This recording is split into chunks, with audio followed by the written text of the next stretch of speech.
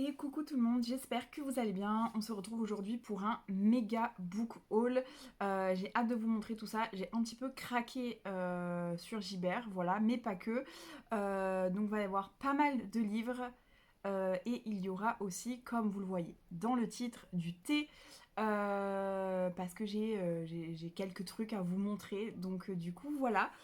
Je pense qu'on va commencer tout de suite puisque j'en ai partout autour de moi. Non, partout j'abuse parce qu'il n'y en a pas non plus 40, mais il y en a pas mal. Donc on va y aller. Je vais vous montrer tout d'abord ma dernière acquisition que j'ai achetée ce week-end à Cultura.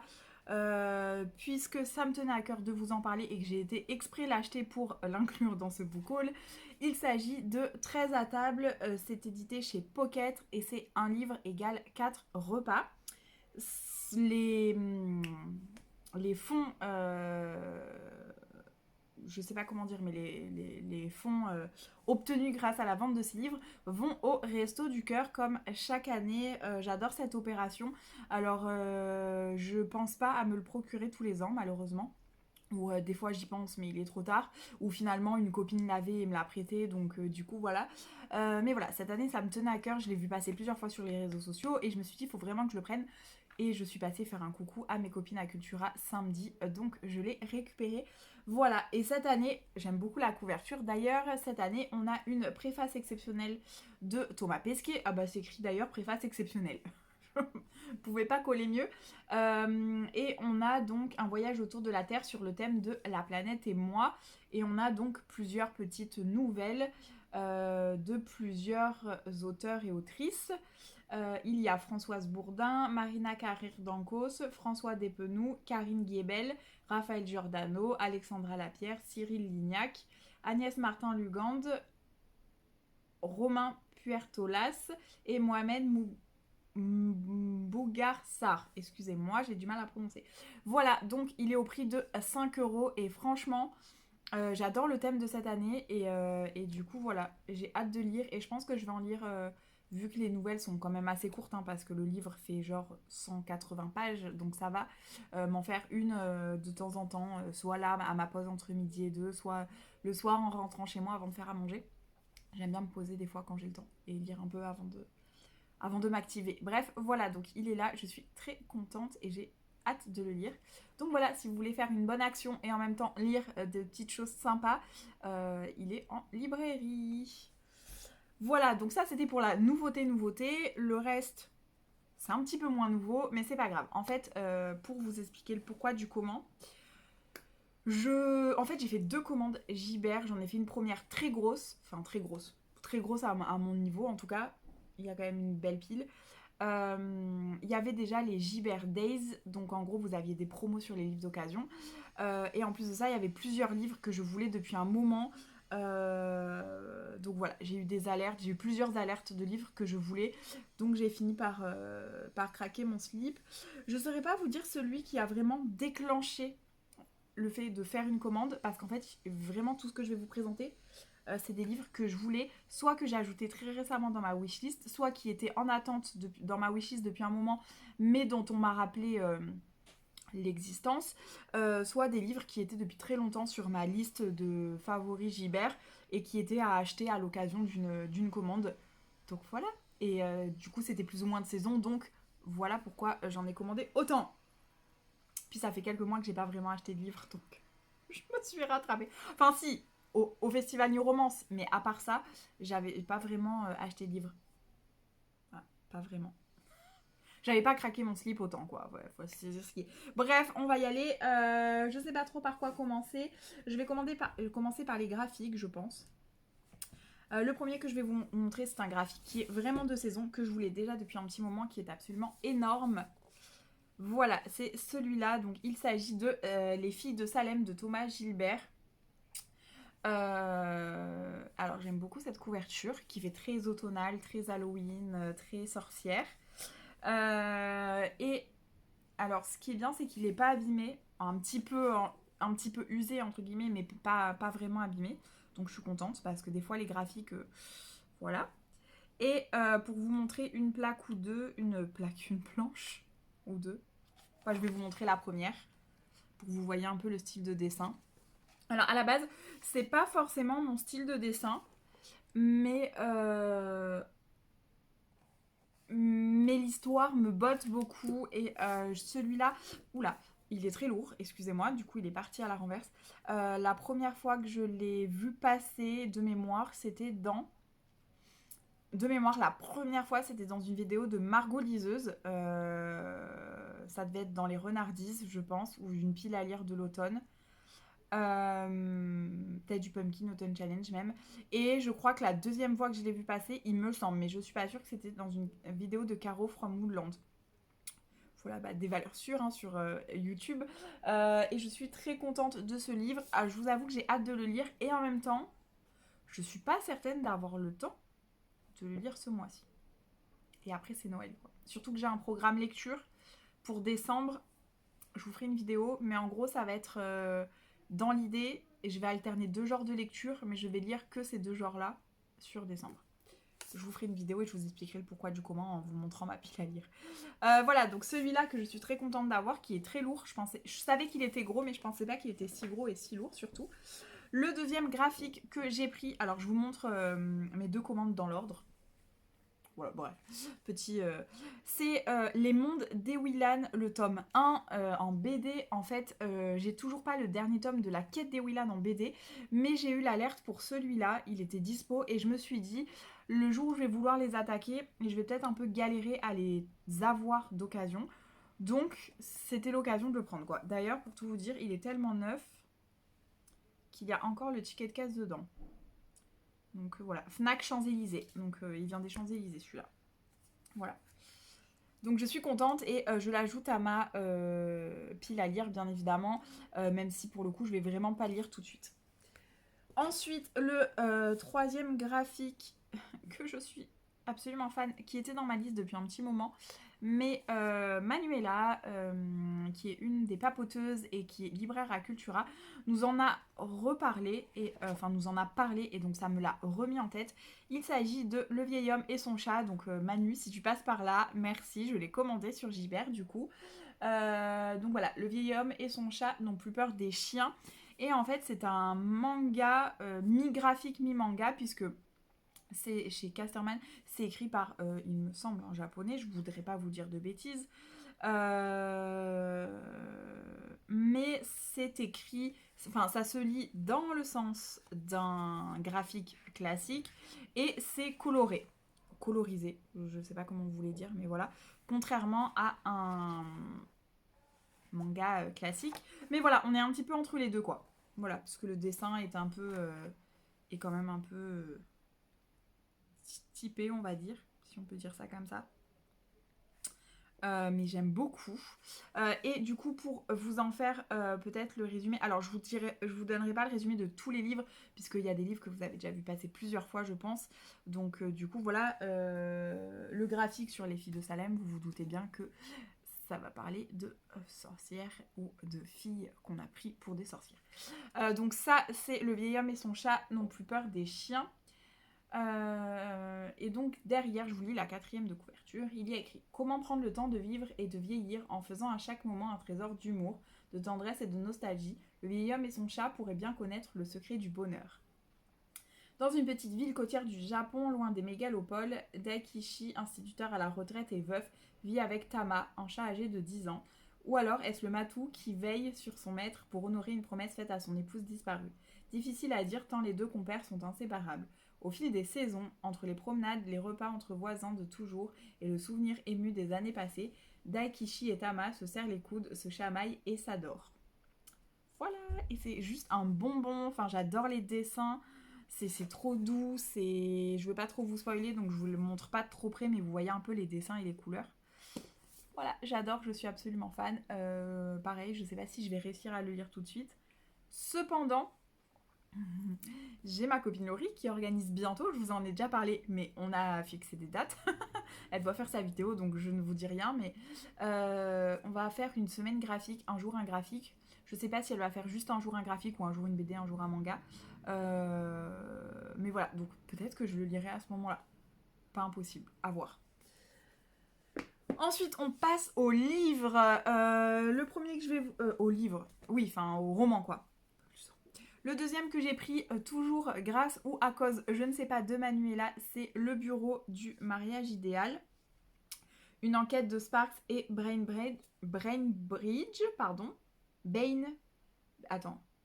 Bainbridge, je le prononce à la française. Alors, comment je le dirais à l'anglaise? Brainbridge, même si j'ai un accent pourri, c'est déjà un peu mieux. C'est donc chez les grands détectives de 10-18 et ce livre déjà me fait très envie, elle nous en a très bien parlé et c'est un peu un cozy mystery en fait, cozy murder. Alors c'est de Alison Moncler et je vais vous lire le résumé parce que celui-là je sais pas si vous l'avez vu passer récemment. Même s'il n'est pas très très vieux, je crois que Manuela nous parlait du tome 3. Je crois que c'est le tome 3 qui vient de sortir. Je crois. Hein. Je ne vais pas vous dire de bêtises. La naissance de deux enquêtrices hors pair. Alors que Londres se reconstruit après la Seconde Guerre mondiale... J'ai du mal à parler, excusez-moi. Alors que Londres se reconstruit après la Seconde Guerre mondiale, deux femmes que tout oppose, l'impulsive Miss Iris Sparks à l'esprit vif et Mrs. Gwendoline Bainbridge, mère et veuve pragmatique, s'associent pour monter une agence matrimoniale, le bureau du mariage idéal. Mais leur commerce menace de s'écrouler quand leur cliente, Tilly Lassalle, est retrouvée morte. Tout accuse le potentiel mari qu'elle lui avait trouvé. Certaine que la police fait erreur, Sparks je vais pas y arriver. Sparks et Bainbridge décident de mener leur propre enquête. Elles ne savent pas encore qu'elles vont mettre leur vie en danger. Voilà, donc petit cozy mystery qui change puisqu'on est sur une... J'ai perdu le mot. Matrimoniale. J'ai le deuxième mot mais j'ai pas le premier. Agence matrimoniale, excusez-moi. Je fais une youtubeuse en carton. Voilà, il me fait très très envie. Manuela nous en a très bien parlé et il fait moins de 400 pages. Donc ça peut être sympa à lire. Alors, j'ai beaucoup de livres à lire. Mais celui-là, il y a de fortes chances quand même qu'il passe d'ici la fin de l'année. On verra. Ensuite, pour rester sur les cozy mystery, vous l'aurez compris, c'est un thème récurrent quand même chez moi.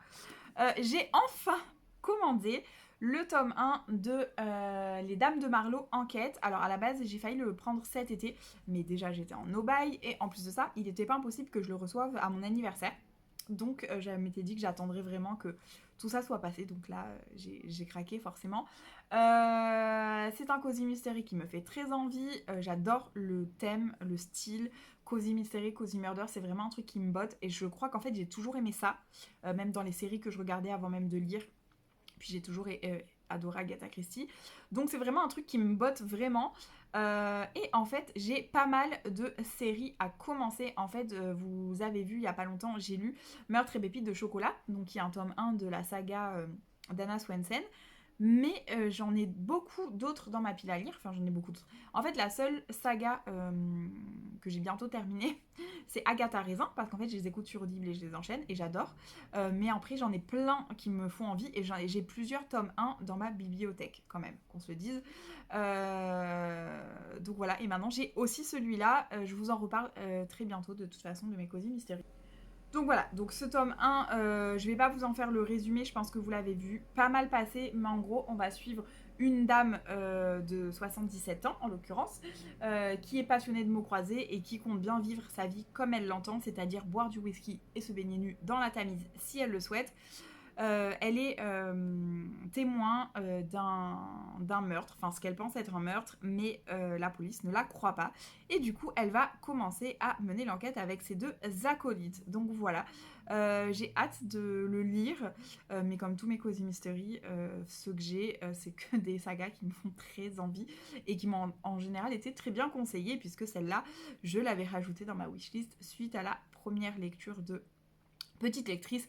Et puis après, j'ai vu d'autres personnes le lire et l'aimer et confirmer mon choix. Néanmoins, je fais toujours confiance à Estelle pour les cozy mystery. Je sais que j'ai pas de soucis à me faire. Enfin, pour tout d'ailleurs, hein, toutes les lectures. Hein. Je vous le dis souvent, hein, je l'attaque souvent dans mes posts parce qu'il y a beaucoup de livres que je lis grâce à elle. Ensuite, un autre petit roman, là on est plus sur du polar que sur du cosy mystery. Mary et Carol Higgins Clark, La croisière de Noël. Alors, j'ai pas entendu que du bien des romans de Mary et Carol ensemble. Je sais que Mary Higgins Clark écrit aussi avec un homme qui s'appelle, je ne sais plus, à la Fred Burke, quelque chose comme ça, je veux pas vous dire de bêtises. Je vous le mettrai le nom là. Mais avec sa sœur, apparemment, je crois que c'est sa sœur, hein, Carole. Attendez, je vous dis. Non, c'est sa fille, autant pour moi. On m'en a dit un peu moins de bien, mais en fait, la croisière de Noël me fait de l'œil depuis un moment. Je l'avais depuis longtemps dans ma wishlist sur Glyph. Oui, sur Glyph aussi, mais sur Gibert. Et en fait. Le côté croisière, j'ai déjà lu un roman de Mary Higgins Clark où c'est une croisière et j'ai adoré comment elle a traité le truc et j'ai vraiment passé un bon moment. Et en plus là on est sur le thème de Noël et je me dis que ça a changé un petit peu des romances de Noël. Là on est sur un polar de Noël. Donc voilà pourquoi j'ai craqué. Et puis il n'est pas très très gros. Il fait 310 pages et en plus, en général, ce sont des chapitres assez courts et ce sont de vrais page-turners en général quand même. Donc voilà, je vous en dirai un peu plus quand je l'aurai lu. Voilà, il me faisait très envie, donc je l'ai pris ensuite, parce que ça ne s'arrête pas là, sur ma première commande toujours. Sur ma première commande toujours, j'ai pris un autre graphique, un manga en l'occurrence, qui est dans ma wishlist depuis très longtemps et je l'avais rajouté, je crois, grâce à Mrs. Boukiermonde. Je l'avais rajouté dans ma wishlist. Donc, Magus of the Library. Excusez mon accent pourri, c'est chez Kiyun et c'est un tome 1. Il me fait très envie depuis longtemps. Alors, il faut savoir que je collectionne aussi les tomes 1 de manga. Hein. Voilà pourquoi je veux faire un challenge sur une semaine, parce qu'il faut vraiment que je vide ma palle de manga et que je lise tous ces tomes, hein, surtout pour savoir si je continue les sagas quoi. J'adore les dessins de Magus of the Library. Alors je voudrais vous montrer une image mais sans vous spoiler. Bon déjà j'adore cette double planche, mais on voit pas trop les traits du coup.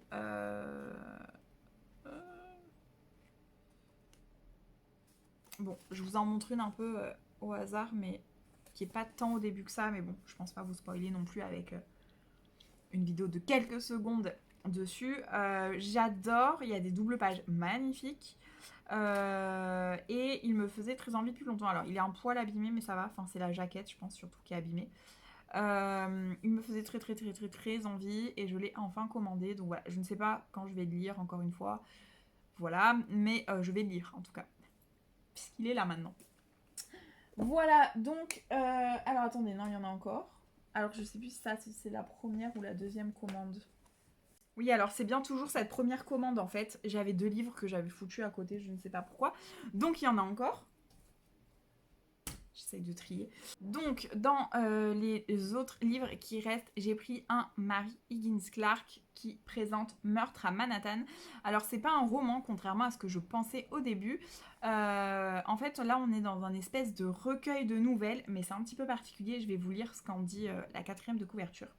Une visite guidée des hauts lieux du crime à Manhattan, ça vous tente ? C'est ce que propose cette anthologie de nouvelles sous le patronage de la reine du suspense, Mary Higgins Clark, qui a elle-même signé l'une des nouvelles aux côtés des plus grands noms de la littérature policière américaine. Lee Child, Nancy Picard, Jeffrey Deaver. Quartier par quartier, l'île de la Grosse Pomme est passée au crible sous la plume experte des Mysterious Writers of America pour révéler enfin ses plus sombres secrets, espionnage, milieu mafieux, escroquerie, rivalité, disparition, des rues de Harlem au gratte-ciel de Wall Street, en passant par les sentiers sinueux de Central Park, Manhattan regorge de possibilités et d'affaires non élucidées. Voilà, donc c'est très mystérieux tout ça, je trouve. Donc j'ai hâte de m'y plonger pour voir un petit peu ce que ça donne. Mary Higgins Clark est en général une valeur sûre. Je ne doute pas qu'aux côtés d'autres grands noms du crime américain, ou du polar américain en tout cas, ça donne quelque chose de sympa à lire. Donc voilà, il est plus gros que ce que je pensais par contre, parce qu'il fait presque 500 pages, enfin il fait 460 je crois. Donc voilà, c'est pas mal. Et puis ensuite, pour changer totalement de genre, parce qu'après avoir lu un polar, il faut du doudou, le dernier livre de cette commande-là, c'est Comment j'ai boycotté Noël et survécu à l'Alaska de Julia Knoll. C'est chez HarperCollins Poche et j'ai commandé ce livre pour deux raisons. La première, c'est que ça se passe en Alaska et que j'adore les romances de Emma Landas qui se passent en Alaska et depuis je suis in love de... Enfin, j'étais déjà in love de l'Alaska, mais depuis je suis in love des romans qui se passent en Alaska. Et en plus de ça, j'ai lu la romance de Noël de Julia Knoll de l'année dernière et je l'ai beaucoup aimée. Vraiment, j'ai trouvé que ça a changé un peu de ce qu'on avait l'habitude de voir en romance de Noël et en romance tout court. Que ça sortait un peu des sentiers battus. Donc j'ai hâte de lire celui-là. Je sais pas du tout si celui-là sort des sentiers battus, mais j'aime l'idée de quelqu'un qui boycotte Noël en plus. Voilà. Vous le savez, je pense que je vous l'ai déjà dit, Noël et moi, c'est un petit peu une histoire compliquée. Donc même si je lis des romances de Noël, donc du coup voilà, j'ai hâte de le lire. Dans cette commande, il n'y avait pas que des livres parce que j'ai aussi commandé des DVD que j'ai payé 1€ chaque. Et vous allez comprendre, en fait, j'aime bien avoir quelques DVD chez moi pour le jour où tu as une panne, internet par exemple. Sachant que moi, je crois que je n'ai pas du tout la TNT chez moi parce qu'il y avait un problème d'antenne. Donc tout passe par internet et je vais sur Netflix et tout ça. Mais déjà, il y a certains films qu'on ne trouve pas sur les réseaux. Et surtout, si un jour t'es vraiment en panne ou qu'il y a une grosse coupure, bah au moins, en plus des livres, si j'ai envie de regarder la télé, j'ai quand même des choses à regarder. Donc j'ai pas mal de séries quand même en DVD. Enfin, j'en ai quelques-unes quoi. Et j'ai quelques DVD aussi. J'ai bien évidemment toute la saga Harry Potter, toute la saga Twilight, et puis d'autres un peu comme ça. Et là, je suis en train de me faire une petite collection des films de Mary-Kate et Ashley Olsen. Alors, vous allez me dire... Quoi? Oui, alors ça date de quand j'étais jeune. Moi, j'avais plus trop l'âge, entre guillemets, de découvrir les livres de Mary-Kate et Ashley Olsen. Les films, pardon. Mais je les ai découverts par l'intermédiaire d'enfants de ma famille, on va dire ça comme ça. Et du coup, j'adorais, je trouvais ça toujours bien fait. Très rigolo et on voyageait surtout à chaque fois. Voilà, là ça se passe à Londres et là ça se passe à New York. Mais il y en a en Australie, il y en a un à Rome, il y en a, enfin bref, voilà. Et en fait j'adorais ça parce que j'avais déjà dans l'idée de pouvoir voyager le plus possible. Donc voilà, et là en fait ces deux-là étaient disponibles et ils étaient à 1€ chacun, sachant que je crois que lui, une journée à New York, on le retrouve sur une des plateformes, mais celui-là il est sur aucune plateforme, Destination Londres. Donc du coup voilà, et j'étais à Londres justement cet été et j'avais envie de comparer par rapport aux souvenirs que j'avais de ce film. Alors j'ai pas pu le regarder avant d'aller à Londres puisqu'il n'est sur aucune plateforme, mais du coup je vais pouvoir le regarder a posteriori. Voilà, donc j'ai ces deux-là, mais j'espère bien réussir à choper les autres. Donc voilà, je les ai payés 1€ chacun parce qu'ils étaient en solde pour les Gibert Days. Donc voilà. Et le troisième que j'ai pris, c'est Moi moche et méchant. Puisque je kiffe les mignons. Donc voilà, il était à 1€ aussi, je me suis dit, c'est l'occasion, ce sera pas perdu, et si un jour tu t'ennuies, tu seras bien contente de les regarder, si un jour tu t'ennuies et que tu n'as plus la télé, voilà, ou que tu n'arrives pas à lire pour X ou Y raison.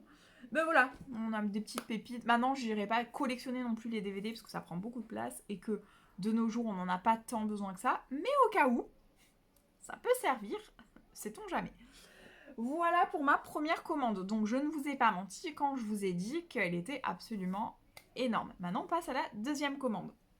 Cette fois-ci il n'y a que des livres, mais on retrouve encore des graphiques et autres. Et pareil en fait, alors que j'avais passé ma première commande, seulement quelques jours après, j'ai eu 2 alertes pour des livres que je voulais... Enfin j'ai eu plusieurs alertes en vrai pour des livres que je voulais vraiment depuis un petit moment.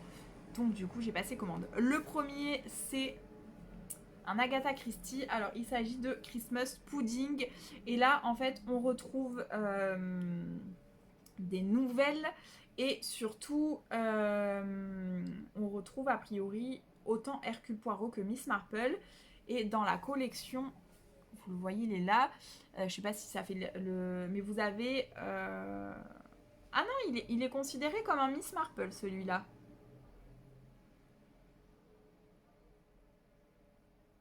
Non, je pense pas qu'il soit considéré comme un Miss Marple, puisqu'il y a... Je sais pas dans quelle collection. Vous savez, parce qu'il y a...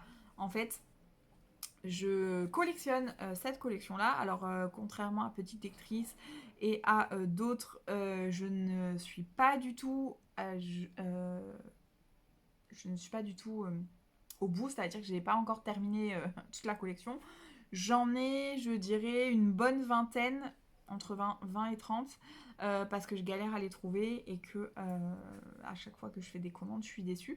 Mais là, c'était la bonne édition, donc je suis trop contente. Donc voilà, Christmas Pudding, que je vais bien évidemment lire à Noël. Sinon, c'est pas marrant. Après, je ne sais pas si les nouvelles qui sont dans celui-là ne se retrouvent pas dans, vous savez, les éditions collector, là, les nouvelles éditions qui sont sorties. Que Estelle d'ailleurs m'avait offert.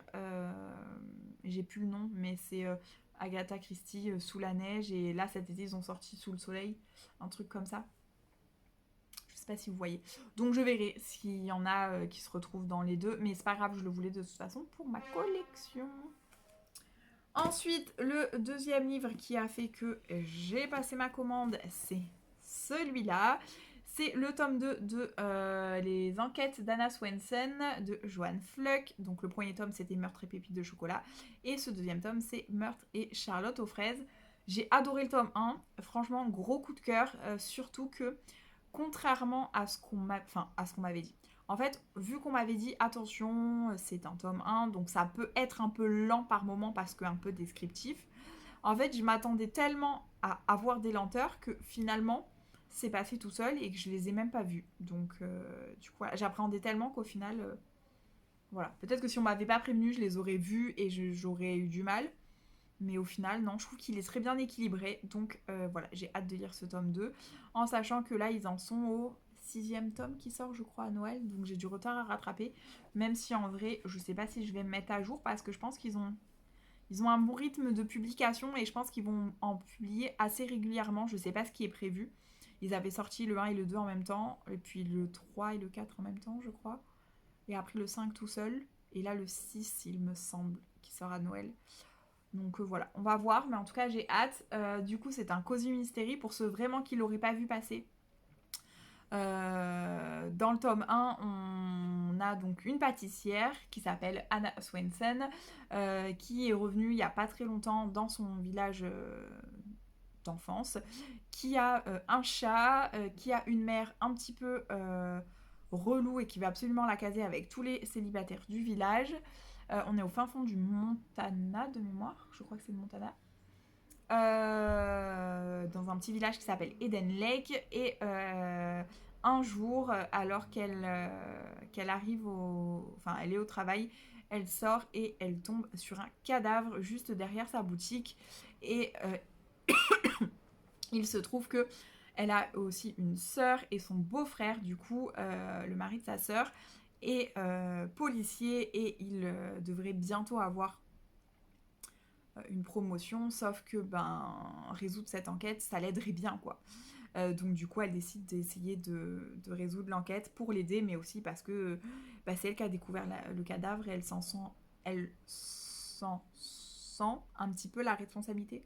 C'est très bizarre dit comme ça. Bref, vous avez compris. Elle en sent la responsabilité sur ses épaules, quoi.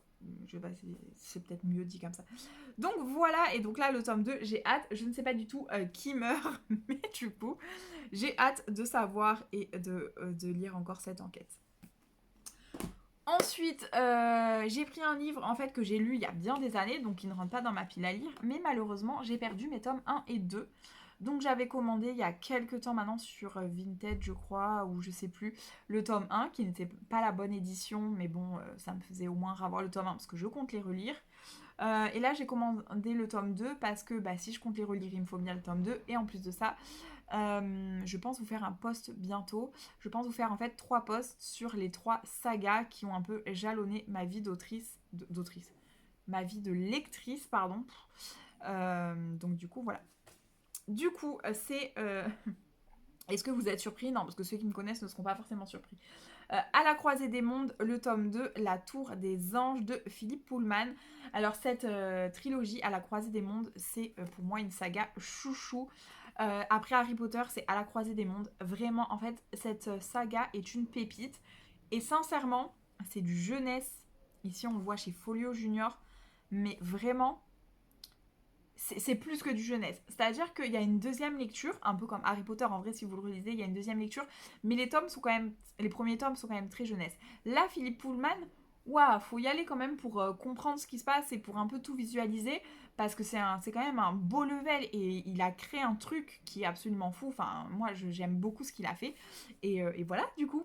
Donc, à la croisée des mondes, c'est vraiment je vous en reparlerai, je vais déjà la relire. En plus, il y a des sorties. Là, il y a un.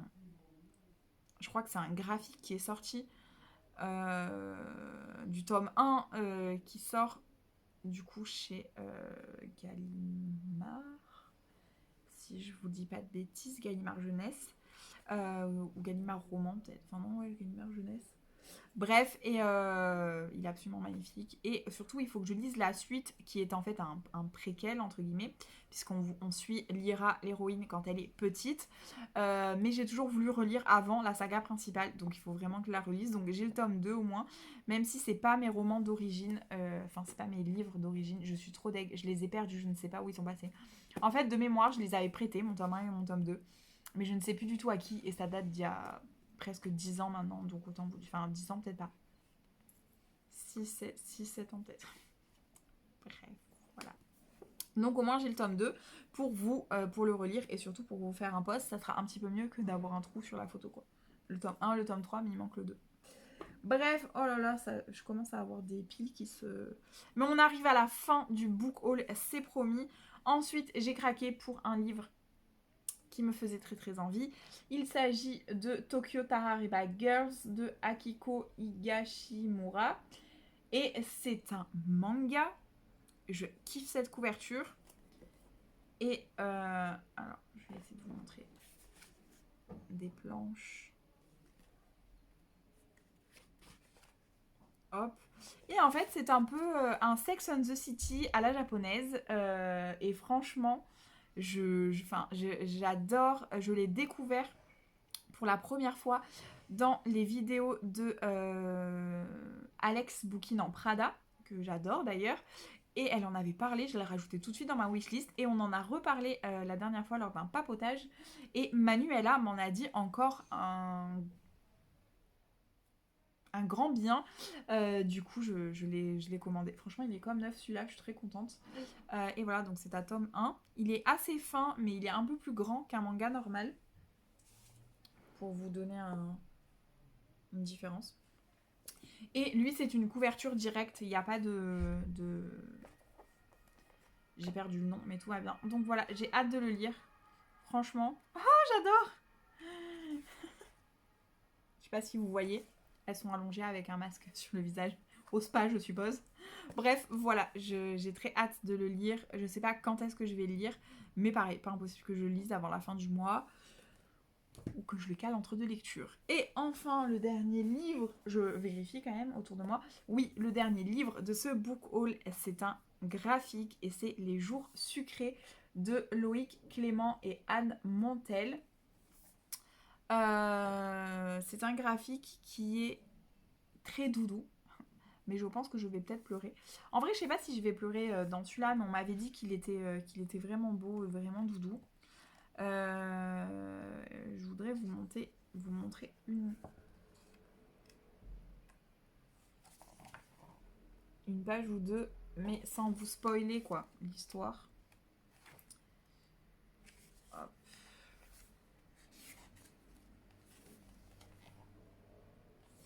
On est sur des couleurs très doudou, j'aime beaucoup.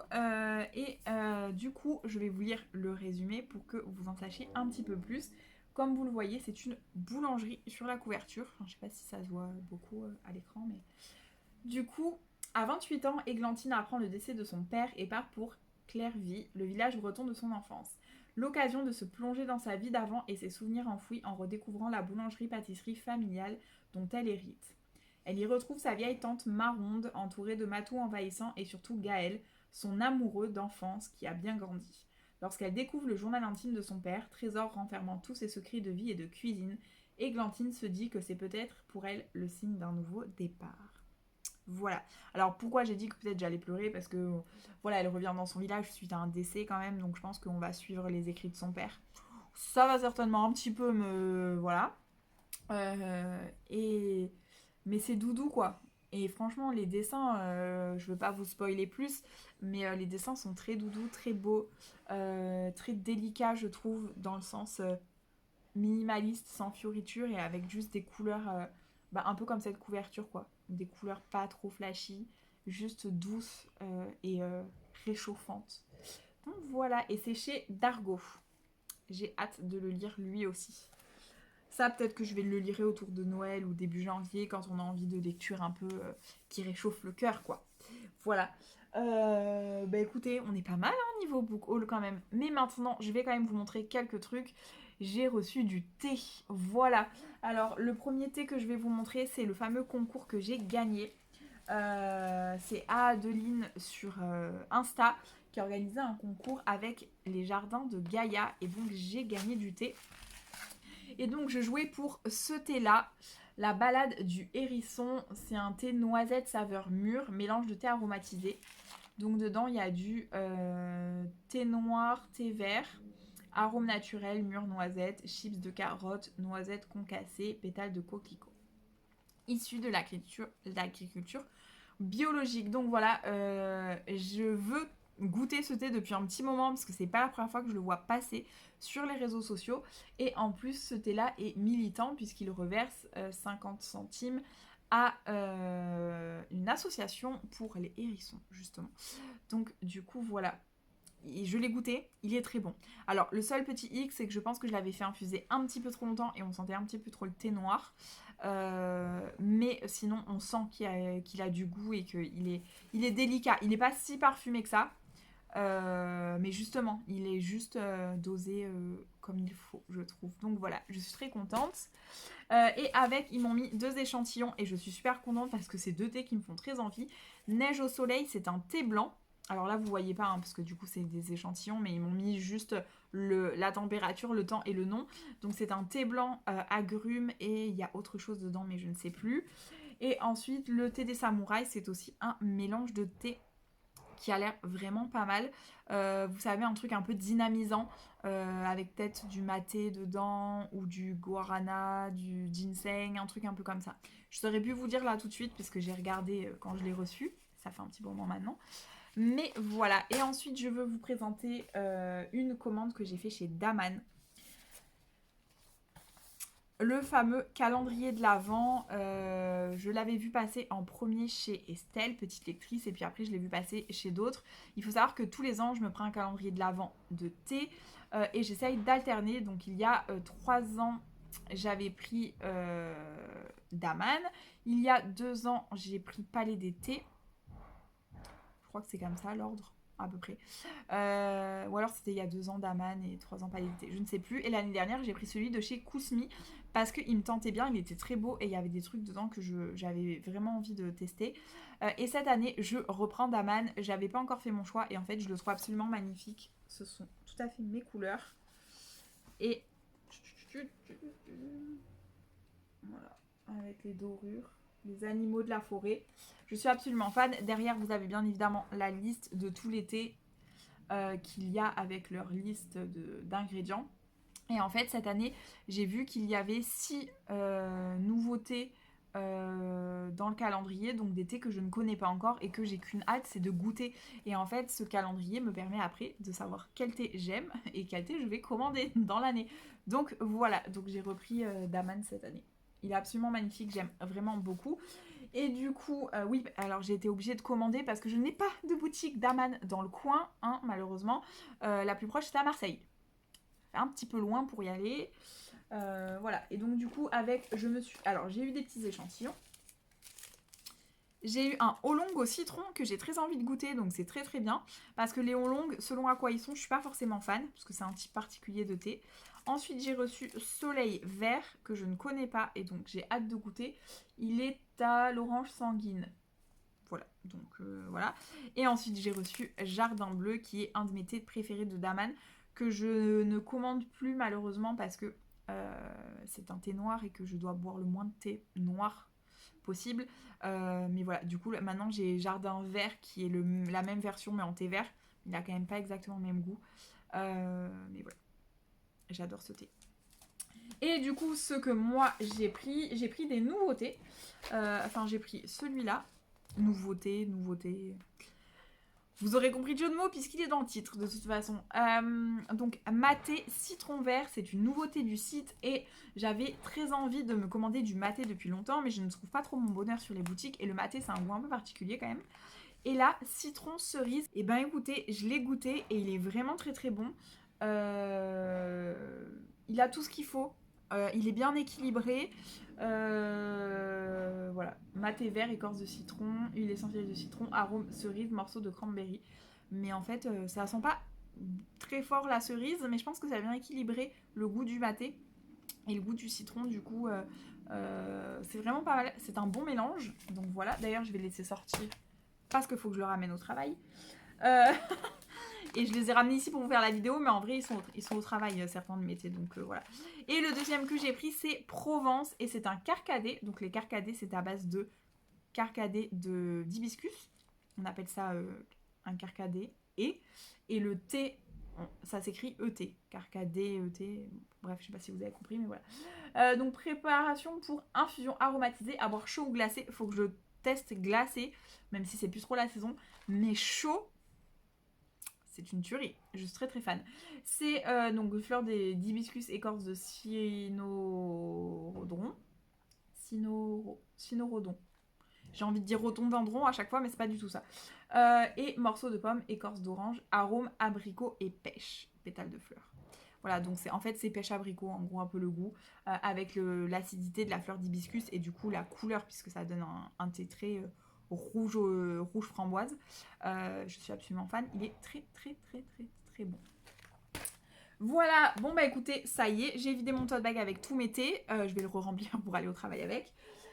Voilà ce méga boucol, je vous avais dit que je le ferais à part parce qu'il serait très long et effectivement on est à peu près 45 minutes de vidéo.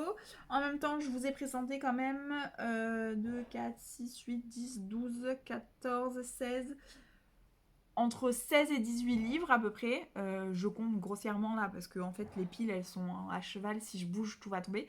Mais voilà, je vous ai présenté des DVD, ça change un petit peu. Et des thés surtout que je suis très contente de vous présenter parce que bientôt, en plus, je vais sûrement vous faire soit des vidéos, soit des réels sur mes thés préférés, peut-être mes thés de Noël préférés. Et je vais voir. Enfin, je vais voir. Toutes les idées sont déjà notées. C'est juste que je vais voir comment j'arrive si j'arrive à les tourner, à vous les publier à temps surtout. Et si j'arrive à faire des réels corrects. Parce que pour l'instant, je m'y suis pas encore trop mise. Mais on va essayer.